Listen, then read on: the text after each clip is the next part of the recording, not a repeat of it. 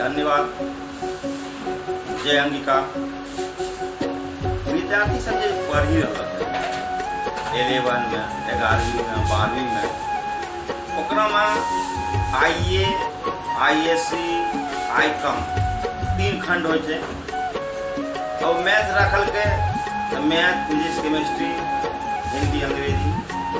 Bio रखल के bio, physics, chemistry, Hindi, अंग्रेजी। कॉमर्स में भी हिंदी, अंग्रेजी है। हिंदी पहले 50 नंबर के हुए रहे, अब हिंदी 100 नंबर के। और 100 नंबर के हिंदी में अपने पहला जो चैप्टर है, तो पहला चैप्टर के नाम छे बातचीत।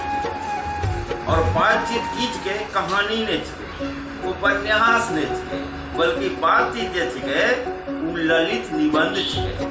निबंध तो जाने छो, निबंध माने लेख, एसे। लेकिन ओकरा में ललित शब्द जुड़लो है।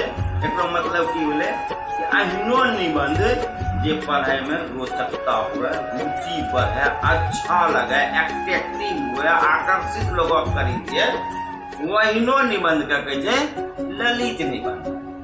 अब ललित निबंध में की छे बातचीत। बातचीत निबंध में लेखक ने शुरू करने छे कि बातचीत कहे केकरा।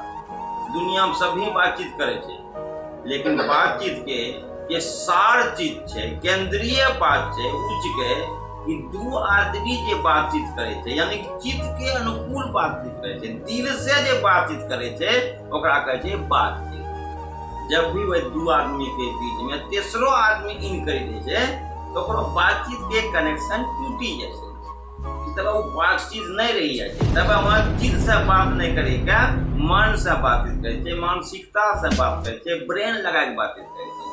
लेकिन जब बातचीत के सही सार तत्व है कि दो आदमी के आपसी बातचीत, ओकरा में की हो छे, ओकरा में एक दूसरा के दिल के बात कहे छे, और वो नहीं चाहे छे तेसरो आदमी आवे। तो संसार के लोग के भी चाहिए कि दो आदमी जब बातचीत करे तो तेसरो आदमी को इतना खड़ा होकर कन सुन नहीं लिए, जानकारी नहीं लिए, यह अभद्रता के निशानी के और सभी व्यक्ति के निशानी के।